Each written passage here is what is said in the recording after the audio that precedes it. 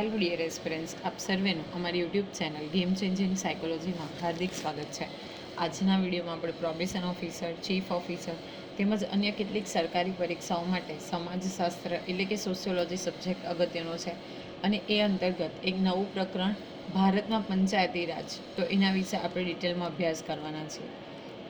જ્યારે ભારત દેશ આઝાદ થયો એ પહેલાંની વાત કરીએ તો બ્રિટિશર્સનું પોતાનું જે કોન્સ્ટિટ્યુશન હતું, એટલે કે બ્રિટિશર્સ પોતાને આધારે ભારત ઉપર રૂલ કરતા હતા. પછી જ્યારે આપણને 15મી ઓગસ્ટ 1947ના રોજ આઝાદી મળી ત્યારે ત્યારબાદ અગત્યના કામ તરીકે આપણે ભારતના બંધારણને પણ બનાવ્યું અને 26મી જાન્યુઆરી 1950ના રોજ તેનો સ્વીકાર કરવામાં આવ્યો અને ભારત જે છે એ પ્રજાસત્તાક દેશ બન્યો. ત્યાર પછી ધીરે ધીરે ગામડાઓ જે છે જે ખૂબ અગત્યના છે એ પર્સપેક્ટિવથી જે પંચાયતી રાજ છે તો એની શરૂઆત કરવામાં આવી. તો પંચાયતી રાજ એટલે શું, તેનો અર્થ શું છે અને એની કેટલીક લાક્ષણિકતાઓ જે છે એ આપણે આ વિડીયોમાં સમજવાની કોશિશ કરીશું. તો ભારતમાં વૈદિક સમયથી ગ્રામીણ ક્ષેત્રે પંચાયતી સંસ્થાનું અસ્તિત્વ જોવા મળે છે. જ્યારે આપણે વૈદિક પીરિયડની વાત કરીએ તો ત્યારથી સમહાવ ભારતની અંદર આ જે પંચાયતી સંસ્થાઓ છે એનું અસ્તિત્વ જે છે એ જોવા મળે છે. દરેક ગ્રામને પોતાની સભા કે સમિતિ હતી. હવે જેટલા નાના નાના એકમો હતા, ગામડાઓ હતા, એ દરેકે દરેક ગામમાં પોતાની સભા અને સમિતિ એટલે કે પોતાનું એક અલગ સમિતિ અથવા તો સભા હતી. 8મી થી 12મી સદી સુધીના પાંડ્યો અને પલ્લવોના સમય દરમિયાન ગ્રામસભા અસ્તિત્વ અંગેના ઉલ્લેખો જોવા મળ્યા છે. તો અગત્યનું સ્ટેટમેન્ટ છે કઈ સદીથી, તો બેઝિકલી 8મી થી લઈ અને 12મી સદી સુધી જે શાસકો હતા, પાંડ્ય શાસકો અને પલ્લવ શાસકો, તો એમના સમય દરમિયાન ગ્રામસભા અસ્તિત્વમાં હતી. એટલે કે જે ગામડાઓ હોય એની પોતાની જે ગ્રામસભા હતી એ અસ્તિત્વમાં હતી. ઓકે, એ ચાલતી હતી. તો એ અંગેના ઉલ્લેખો જોવા મળે છે. 18મી સદી સુધી કોઈને કોઈ સ્વરૂપે ગ્રામ પંચાયતો કે ગ્રામસભા અસ્તિત્વ ધરાવતી હતી. હવે જો આપણે વાત કરીએ 18મી સદી સુધી, તો કોઈકને કોઈક સ્વરૂપે બેઝિકલી આજે ગ્રામ પંચાયત અને ગ્રામસભા હતી તો એનું અસ્તિત્વ હતું. પંચ પરમેશ્વર એ સિદ્ધાંત ઉપર ગામડામાં ગામનું સ્થાનિક પંચ એ કાર્ય કરતું હતું. તો આ પણ અગત્યનું છે. જે પંચ છે એટલે 5 લોકોનો સમૂહ અથવા તો જે ગ્રામ પંચાયત છે એમાં રહેલા જે સભ્યો છે તો એ જે ડિસિઝન્સ આપે એ ડિસિઝન્સને કરેક્ટ કરવામાં આવતા, એટલે કે જે કોઈ નિર્ણયો લે, ડિસિઝન લે તો એને સાચા માનવામાં આવતા હતા, એનો સ્વીકાર કરવામાં આવતો હતો. એટલે કે જે પંચ હતું એ પંચ એ પરમેશ્વર એ સિદ્ધાંત ઉપર વર્ક કરતું હતું. ઋગ્વેદ, મનુસ્મૃતિ, ધર્મશાસ્ત્ર, ઉપનિષદ, જાતક કથાઓ વગેરે સંહિતાઓમાં સ્થાનિક ક્ષેત્રે વહીવટ કાર્ય કરતી ગ્રામસભા કે ગ્રામ સંઘનો ઉલ્લેખ જોવા મળે છે. હવે જ્યારે આપણે ઋગ્વેદની વાત કરીએ તો 4 વેદો પૈકી સૌથી જૂનો ગણાતો જો કોઈક વેદ હોય તો એ ઋગ્વેદ છે. ઋગ્વેદ, અથર્વવેદ, સામવેદ અને યજુર્વેદ. તો એમાં સામવેદને સંગીતની ગંગોત્રી તરીકે પણ ઓળખવામાં આવે છે. તો આ બધી જે રેફરન્સ બુક્સ છે અથવા તો જે બધા આપણા સંદર્ભ સાહિત્ય છે તો એમાં પણ ગ્રામસભા અને ગ્રામસંઘનો ઉલ્લેખ જોવા મળે છે. જો કે સમગ્ર ભારતમાં તે જુદા જુદા નામે ઓળખાતી હતી. તેનું સંચાલન મુખી કે પંચ દ્વારા કરવામાં આવતું હતું. હવે આ જે ગ્રામ પંચાયતો હતી અથવા આપણે એવું કહી શકીએ ગ્રામસભા હતી, ગ્રામસભા પંચાયત નહીં, જે ગ્રામસભા હતી તો એનું સંચાલન ક્યાં તો મુખી દ્વારા કરવામાં આવતું હતું કે પંચ દ્વારા કરવામાં આવતું હતું.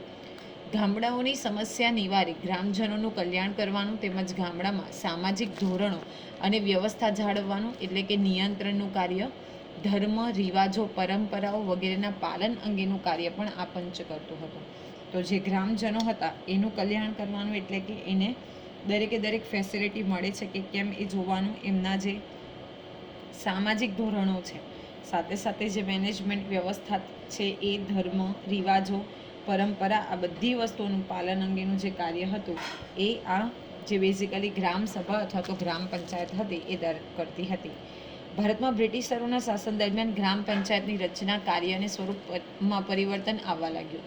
બ્રિટિશ સરકારે પોતાનું રાજકીય નિયંત્રણ મજબૂત અને સ્થાયી કરવા માટે ભૂમિ વ્યવસ્થા અને મહેસૂલી વ્યવસ્થામાં પરિવર્તનો કર્યા અને સાથે સાથે ગ્રામ પંચાયતોના સ્વરૂપોમાં ફેરફાર કરી અને એનું પુનર્ગઠન કર્યું. હવે ફાઇનલી જ્યારે બ્રિટિશર્સ ભારતમાં આવે છે તો ભારતમાં બ્રિટિશર્સ આવે છે ત્યારબાદ જે ગ્રામ પંચાયતની રચના છે, કાર્ય છે અને સ્વરૂપ છે, તો એમાં ધીરે ધીરે પરિવર્તન આવ્યું. જે ભૂમિની વ્યવસ્થા હતી એને સ્થાયી એટલે કે પરમનન્ટ બનાવવા માટે સરકાર અલગ અલગ મહેસૂલી વ્યવસ્થા જે છે ઊભી કરે છે, જેમાં સ્થાયી જમાબંધી એટલે કે પરમનન્ટ સેટલમેન્ટ છે, રૈયતવારી સિસ્ટમ છે, મહાલવારી સિસ્ટમ છે. તો આ બધી જે યોજનાઓ છે એ કરવામાં આવે છે, એટલે લાવવામાં આવે છે, પરિવર્તનો થાય છે અને ગ્રામ પંચાયતનું જે સ્વરૂપ છે તો એમાં પણ ફેરફાર કરવામાં આવે છે. ઈસવીસન 1870માં મદ્રાસ, જે હવે તમિલનાડુનો એરિયા ગણવાનો છે એ સમયનો, બંગાળ, પંજાબ, ઉત્તર પ્રદેશ વગેરે પ્રાંતોમાં સ્થાનિક સ્વરાજ્યની સંસ્થાઓ સ્થાપવાના કાયદા કર્યા, જેમાં લોર્ડ મેયો જે છે એ પહેલ કરી.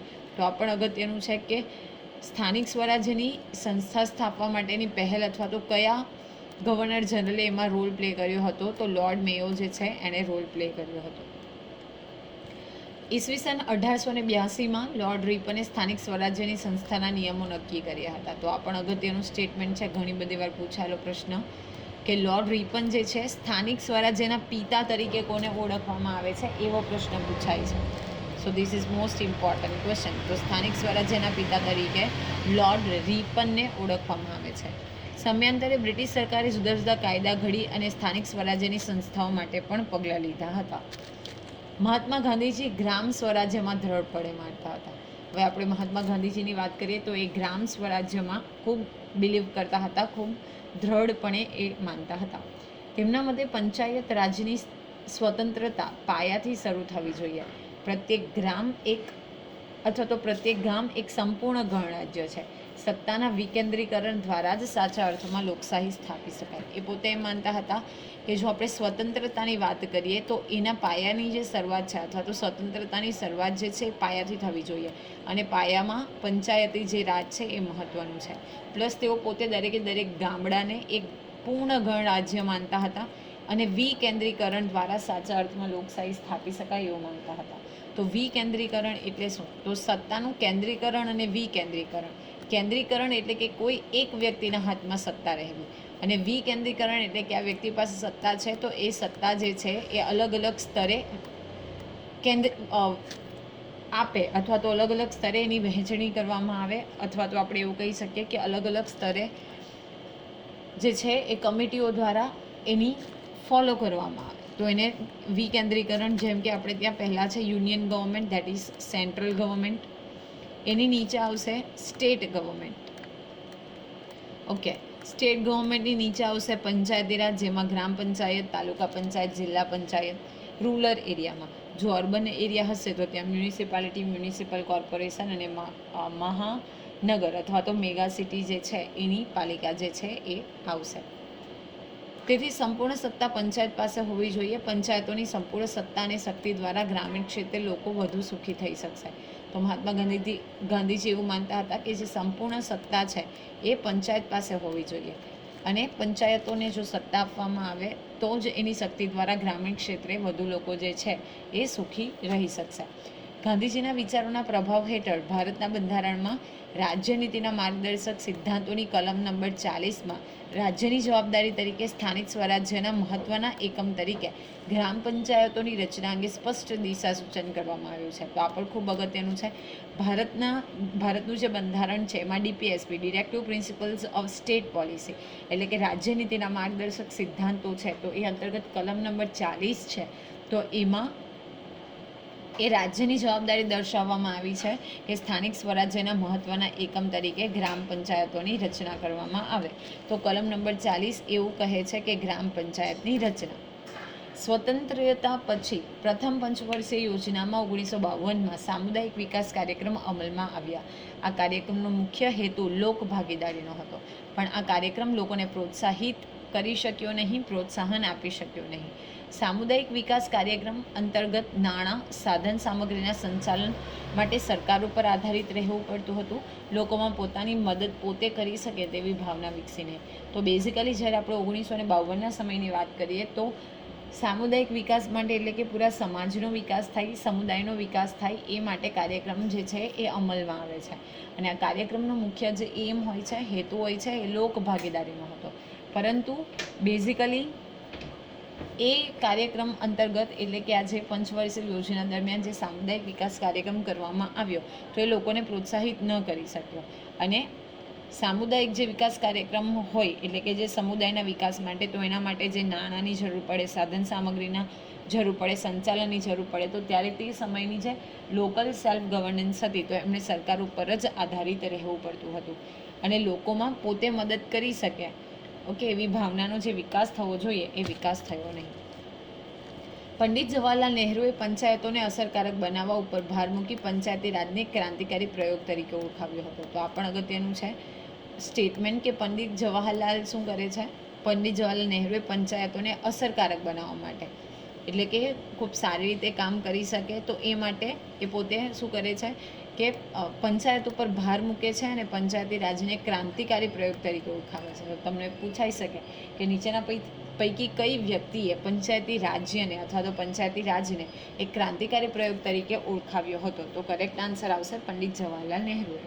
સામુદાયિક વિકાસ કાર્યક્રમનો હેતુ જુદા જુદા દ્રષ્ટિબિંદુથી ગ્રામીણ વિકાસનો હતો. જે હેતુ પૂરો ન થતાં સ્પષ્ટ થયું કે વિકાસ કાર્યક્રમમાં લોકોની ભાગીદારી પ્રભાવી ત્યારે જ બને જ્યારે સ્થાનિક કક્ષાએ નીતિ નિર્માણ અને જુદી જુદી યોજનાઓના નિર્માણ અને અમલમાં લોકોને ભાગીદાર બનાવવામાં આવે કે તેમને જોડવામાં આવે. તો આ પણ અગત્યનું છે કે જે સામુદાયિક વિકાસ કાર્યક્રમનો હેતુ શું હતો કે ગ્રામીણ વિકાસનો હતો, અલગ અલગ વ્યૂઝથી, અલગ અલગ દ્રષ્ટિબિંદુથી, પરંતુ હેતુ એ પૂર્ણ જે થવો જોઈએ એ ન થયો.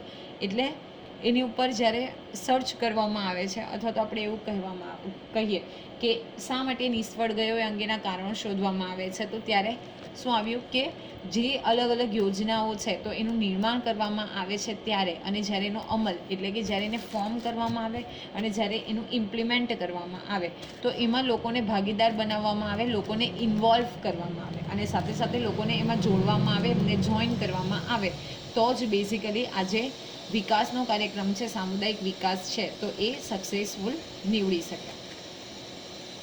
અગેન ઇમ્પોર્ટન્ટ છે કે 1952માં શરૂ થયેલી સામુદાયિક વિકાસ કાર્યક્રમનું મૂલ્યાંકન કરવા તેમજ તેમાં રહેલી ક્ષતિઓને દૂર કરવા માટે 1957માં યોજના આયોગ એટલે કે પ્લાનિંગ કમિશનની પરિયોજના સમિતિએ અગેન ઇમ્પોર્ટન્ટ બળવંતરાય મહેતાના અધ્યક્ષપણા હેઠળ અભ્યાસ સમિતિ નિયુક્ત કરી. આ કમિટીએ લોકશાહી વિકેન્દ્રીકરણ શબ્દ આપ્યો. ઘણી બધી વખત પ્રશ્ન પૂછાયેલા છે કે પ્લાનિંગ કમિશન જે છે એ કોના અધ્યક્ષપણા હેઠળ? તો બળવંતરાય મહેતા. સમય પણ યાદ રાખવાનું છે 1957. અને બેઝિકલી જે બળવંતરાય મહેતા છે એમના દ્વારા જે મહેતા સમિતિ છે જે આ યોજના આયોગ છે એટલે કે પ્લાનિંગ કમિશન છે તો એ બનાવવામાં આવે છે. અને આ જે કમિટી હતી એ લોકશાહીનું વિકેન્દ્રીકરણ એટલે કે અલગ અલગ ફ્રેઝ ઉપર સત્તાનું વિકેન્દ્રીકરણ કરવામાં આવે અને લોકશાહીનું પણ વિકેન્દ્રીકરણ કરવામાં આવે તો એ અંગે લોકશાહી વિકેન્દ્રીકરણ શબ્દ આપ્યો છે. તો ખૂબ અગત્યનું છે. તમને એવું પણ પૂછાઈ શકે જો આપણે બેઝિકલી પંચાયતી રાજની વાત કરીએ અથવા તો યોજના આયોગની વાત કરીએ તો કઈ વ્યક્તિએ અગત્યનો રોલ પ્લે કર્યો છે? તો બળવંતરાય મહેતાના અધ્યક્ષપણા એટલે કે બળવંતરાય મહેતાને એમના અંતર્ગત જે યોજના આયોગ બનાવવામાં આવ્યું તો એણે એ માટે કમિટીએ સત્તાનું લોકશાહી ઢબે વિકેન્દ્રીકરણ કરી ગ્રામ, તાલુકા અને જિલ્લા કક્ષાએ લોકોના પ્રતિનિધિઓ વિકાસ કાર્યક્રમ ચલાવે તે માટેના ત્રિસ્તરીય માળખાની રચના કરવા માટેની ભલામણ કરી. તો ક્વેશ્ચન અહીંયાથી પણ પૂછાય છે કે કઈ સમિતિએ ત્રિસ્તરીય જે બેઝિકલી માળખું છે, ત્રિસ્તરીય માળખું એટલે કે 3 સ્તરનું માળખું, તો એ અંગેની ભલામણ કરી સરકારને? તો જવાબ આવશે બળવંતરાય મહેતા દ્વારા જે યોજના આયોગ રચાયું હતું તો એણે શું કીધું? ત્રિસ્તરીય માળખું. હવે ત્રિસ્તરીય માળખું એટલે શું? તો ગ્રામ પંચાયત એ ગ્રામ લેવલ ઉપર એટલે કે ગામ લેવલ ઉપર, તાલુકા લેવલ ઉપર તાલુકા પંચાયત અને જિલ્લા લેવલ ઉપર જિલ્લા પંચાયત. તો આને 3 ટાયર સિસ્ટમ પણ ઓળખવામાં આવે છે, ત્રિસ્તરીય માળખું. ગ્રામ વિકાસના કામોની જવાબદારી અને સત્તા પંચાયતો સંભાળે તે માટે પંચાયતી રાજ શબ્દનો ઉપયોગ કર્યો હતો.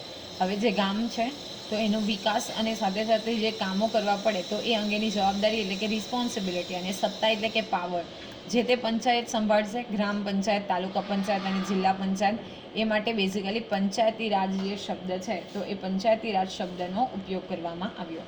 હવે આપણે જોઈએ પંચાયતી રાજનો અર્થ. તો પંચાયતી રાજ મોટે ભાગે ભારત, પાકિસ્તાન અને નેપાળમાં પ્રવર્તતી દક્ષિણ એશિયાઈ રાજકીય પ્રથા છે. તો આ પણ ખૂબ અગત્યનું સ્ટેટમેન્ટ છે. આપણને એવું હોય કે ફક્ત ભારતમાં, તો એવું નથી. ભારત, પાકિસ્તાન અને નેપાળ એમાં જે દક્ષિણ એશિયાઈ રાજકીય પ્રથા છે તો એ અંતર્ગત આ પંચાયતી રાજ જે છે એ ઉપયોગી છે. પંચાયત શબ્દ પંચ પરથી આવ્યો છે. પંચાયત એટલે કે સ્થાનિક સમુદાય દ્વારા પસંદ કરેલ 5 વડીલોનો સમૂહ. હવે પંચાયત શબ્દ જે છે એ પંચ શબ્દ ઉપરથી આવ્યો છે. પંચ એટલે કે 5. તો સામુદાયિક જે છે, લોકલ કમ્યુનિટી છે એટલે કે સ્થાનિક સમુદાય છે, એના દ્વારા જે 5 વડીલોને પસંદ કરી અને એનો સમૂહ બનાવવામાં આવે તો એને પંચાયત પંચ તરીકે ઓળખવામાં આવે છે. હવે કેટલીક વ્યાખ્યા જોઈએ તો S.K. ડે નામના જે સમાજશાસ્ત્રી છે એમણે વ્યાખ્યા આપી છે કે પંચાયતી રાજ એ પ્રજાની ઉન્નતિ માટેનો રસ્તો છે. પંચાયતી રાજનો સાચો અર્થ તો એ છે કે લોકો સંગઠિત, જાગૃત અને સ્વાવલંબી બને અને સરકાર પાસે જે અધિકારો છે તે લઈને પોતે બજાવે. શું કીધું છે કે એનો સાચો અર્થ શું છે? લોકો સંગઠિત બને એટલે કે લોકોનું એક ગ્રુપ બને, જાગૃત બને, અવેર બને, ને સ્વાવલંબી બને એટલે કે સેલ્ફ રિલિયન્ટ બને, અને સરકાર પાસે જે કોઈ અધિકારો છે તો એ અધિકારો લે અને પોતે જાતે બજાવે એટલે કે અધિકારો જે છે એનું પાલન એને મળે, લોકોને મળે, તો એને આપણે ખરા અર્થમાં પંચાયતી રાજ તરીકે ઓળખી શકીએ. હવે વિદ્યાસાગર શર્માએ વ્યાખ્યા આપી છે કે પંચાયતી રાજ એક એવી કલ્પના છે જે વિશ્વ સમક્ષ લોકશાહીનો એક નવો જ દ્રષ્ટિકોણ રજૂ કરે છે. તો આ એક પ્રકારની કલ્પના છે, ઇમેજિનેશન છે, જે વિશ્વની સમક્ષ લોકશાહી એટલે કે જે ડેમોક્રેસી છે તો એનો અલગ જ પર્સપેક્ટિવ, દ્રષ્ટિકોણ જે છે, વ્યૂ છે એ રજૂ કરે છે. ટૂંકમાં પંચાયતી રાજ એટલે સત્તાનું વિકેન્દ્રીકરણ કરી લોકશાહીની રીતે સામૂહિક વિકાસના કામો કરવાની સત્તા સંભાળતી અને લોકો દ્વારા ચૂંટાયેલા પંચાયતોની વ્યવસ્થા. તો લોકશાહી રીતે સામૂહિક વિકાસના કામો કરવાની સત્તા સંભાળતી જે લોકોની એક રચના છે, લોકોની વ્યવસ્થા છે, તો એને આપણે પંચાયતી રાજ તરીકે ઓળખીએ છીએ.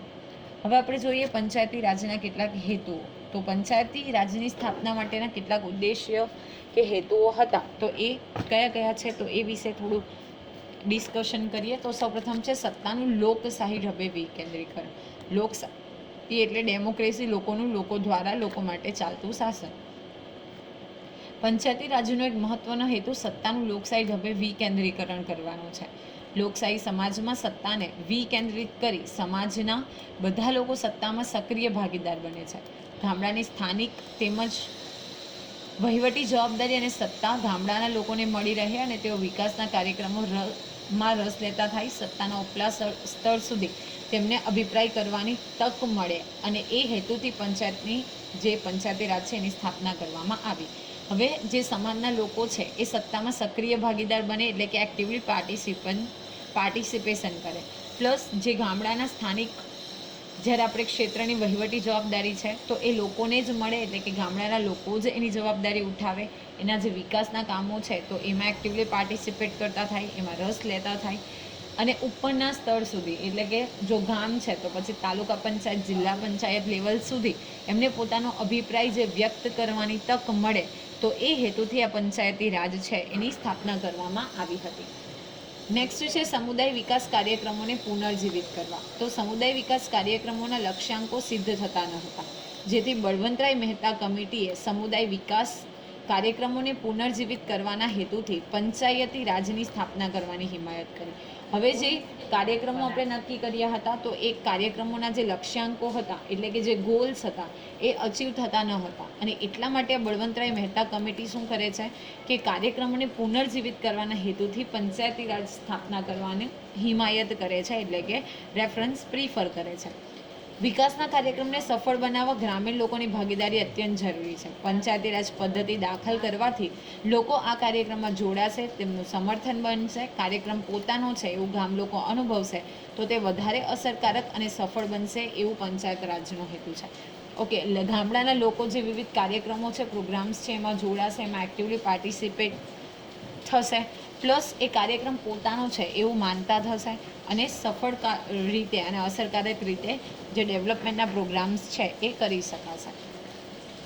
નેક્સ્ટ છે લોક ભાગીદારી વધારવી. તો ગ્રામ વિકાસના કાર્યક્રમોમાં લોકોની ભાગીદારી વધે અને સહકાર પ્રાપ્ત થાય તેમજ લોકોનો ટેકો મેળવવાનો હેતુ છે. શું છે? જે ગ્રામ લેવલ ઉપર પ્રોગ્રામ્સ કરવામાં આવે તો એમાં લોકો પાર્ટિસિપેટ કરે, લોકોની ભાગીદારી વધે, સહકાર પ્રાપ્ત થાય, લોકો કોઓપરેટ કરતા થાય અને લોકોનો ટેકો મળે એટલે કે સમર્થન મળે. તો એ હેતુથી બેઝિકલી આ પંચાયતી રાજ જે છે એની સ્થાપના કરવામાં આવી. પ્રજા પોતાના પ્રશ્નને ઉકેલે અને વિકાસના કાર્યક્રમમાં ભાગીદાર બને એવો પણ હેતુ છે. જે પ્રશ્ન છે તો એ પ્રશ્નનું સમાધાન પોતે જાતે કરે, પ્રશ્ન ઉકેલે. ઓકે, તો એ પણ આનો હેતુ છે. પછી છે ગામડાનું નવનિર્માણ કરવું. તો પંચાયતી રાજનો મૂળભૂત હેતુ ગામડાનો સર્વાંગી વિકાસ એટલે કે હર એક એંગલથી 360 ડાયમેન્શનથી ડેવલપમેન્ટ થાય તો એ કરી અને નવનિર્માણ કરવાનું છે, એટલે કે નવું સર્જન કરવાનું છે, રિફોર્મ કરવાનું છે. જેમાં ગ્રામીણ સમસ્યાઓ જેવી કે ગરીબી, નિરક્ષરતા, બેકારી વગેરે દૂર કરી તેમનો સામાજિક આર્થિક દરજ્જો ઊંચો લાવી તેમની મૂળભૂત જરૂરિયાતો સંતોષવાનું છે. મેઇન એમ શું છે કે જે ગરીબી છે, પોવર્ટી છે, નિરક્ષરતા, ઇલિટરસી છે, બેકારી છે, અનએમ્પ્લોયમેન્ટ છે, આ બધા જે પ્રોબ્લેમ્સ છે તો એને દૂર કરી અને લોકો સામાજિક અને આર્થિક રીતે એમનો જે દરજ્જો છે એ ઊંચો કરવાનો છે, એટલે કે એમનું અપલિફ્ટમેન્ટ કરવાનું છે, ડેવલપમેન્ટ કરવાનું છે. નેક્સ્ટ છે લોક સશક્તિકરણ. તો પંચાયતી રાજની સ્થાપના પાછળનો એક હેતુ લોક સશક્તિકરણનો છે. તેમાં સ્ત્રીઓ માટે 1/3 બેઠકો એટલે કે 1/3 બેઠકો જે છે એ રિઝર્વ રાખવામાં આવે છે. આ પણ પૂછાયેલો પ્રશ્ન છે કે પંચાયતી રાજમાં સ્ત્રીઓ માટે કેટલી બેઠકો અનામત રાખવામાં આવે છે, તો 1/3 પ્લસ અનુસૂચિત જાતિ, આદિજાતિ અને અન્ય પછાત વર્ગો માટે તેમની વસ્તીના ધોરણે અનામતની જોગવાઈ કરવામાં આવે. જો અહીંયા કોઈ ફિક્સ નથી, સ્ત્રીઓ જે છે એના માટે 1/3 ફિક્સ છે, પરંતુ અનુસૂચિત જાતિ એટલે કે SC, આદિજાતિ એટલે કે ST અને અન્ય જે પછાત વર્ગો છે SC, BC જેની આપણે ચર્ચા કરી હતી, તો એમની વસ્તીના ધોરણને આધારે અનામત જે છે એટલે કે રિઝર્વેશન સીટ છે એની જોગવાઈ કરવામાં આવે છે. પંચાયતોને સત્તા અને જવાબદારીની સોંપણી તેમજ ગ્રામીણ વિકાસ માટે સ્વૈચ્છિક સંસ્થાઓને સહાય દ્વારા લોક સશક્તિકરણ કરવાનો હેતુ રહેલો છે. ઓકે, જે પંચાયતો છે એને સત્તા આપવામાં આવે અને જવાબદારીની સોંપણી કરવામાં આવે, સાથે સાથે વિકાસ માટે સંસ્થાઓને સહાય કરવામાં આવે. એ રીતે લોક સશક્તિકરણ એટલે કે લોકોનું ડેવલપમેન્ટ થાય તો એ હેતુ આ પંચાયતી રાજનો છે. તો બેઝિકલી આજના વિડીયોમાં આપણે પંચાયતી રાજ એટલે શું, એનો અર્થ, એની કેટલીક વ્યાખ્યાઓ અને હેતુઓ વિશે ડિટેલમાં અભ્યાસ કર્યો. આશા છે કે તમને આ વિડીયોમાં સમજ પડી હશે. વિડીયો પસંદ પડે તો વિડીયોને લાઇક કરી અને શેર કરવાનું ભૂલશો નહીં. અને આવા જ વધુ વિડીયોની અપડેટ્સ મેળવવા માટે even you can subscribe our YouTube channel game changing psychology. Thank you for watching the video. Have a nice day.